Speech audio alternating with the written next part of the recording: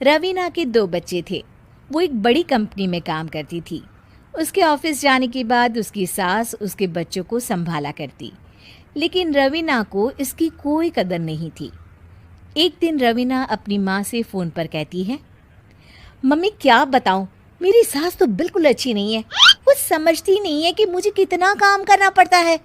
एक तो ऑफिस तक का लंबा सफ़र और फिर 9 घंटे लगातार काम।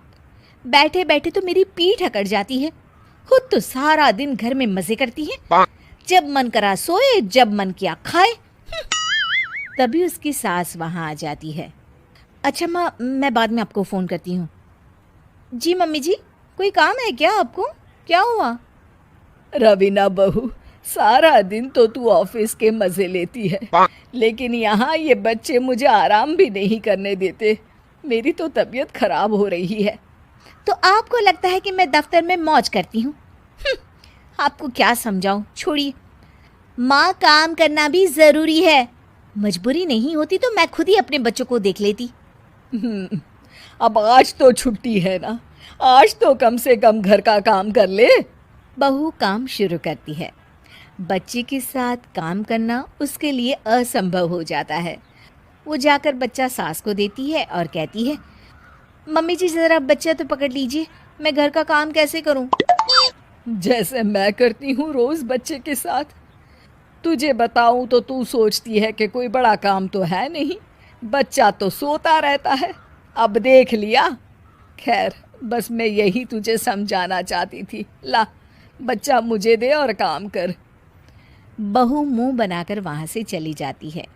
वो मन में सोचती है, बात तो सही है, बच्चे के साथ घर का काम करना असंभव है।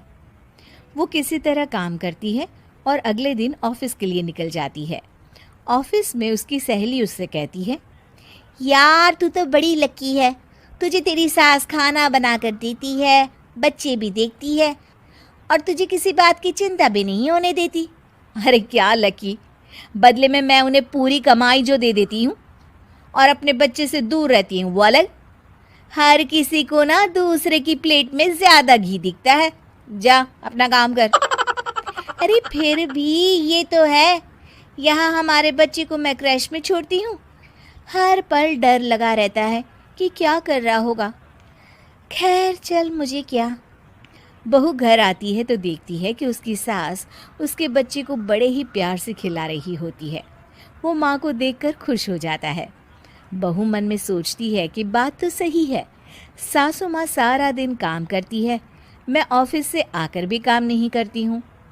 वो सास के पास जाती है और कहती है, माँ जी थक गई आप?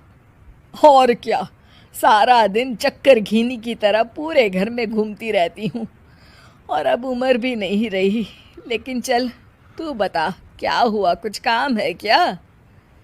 बहू कुछ नहीं कहती, मुस्कुराकर वहाँ से चली जाती है। लेकिन अगले दिन सुबह सुबह बहू सास से पहले उठकर उन्हें चाय देती है। अरे, आज सूरज कहाँ से उगा है? तू पहले उठ गई?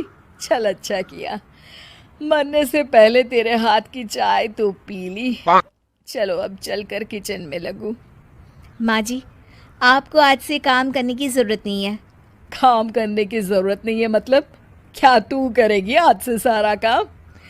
इतने अच्छे तो हमारे नसीब नहीं है भाई। नहीं माँ जी, मैं नहीं करूँगी, ना ही आप करेंगी, बल्कि ये करेगी।